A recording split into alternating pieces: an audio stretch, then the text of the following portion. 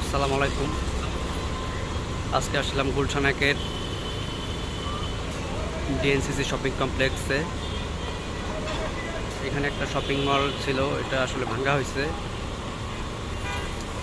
এটা ভাঙ্গার কারণ হলো এটাকে নতুন করে আবার বড় বিল্ডিং করা হবে।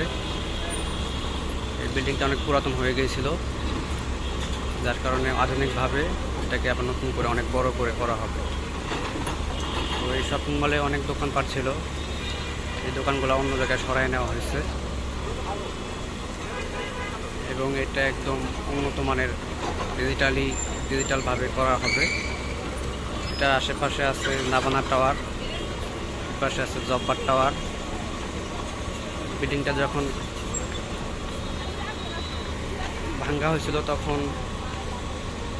অনেক দিন সময় লাগছে। এটা আবার এখন ভাঙ্গা প্রায় শেষ, এখন আবার নতুন করে কাজ ধরবে।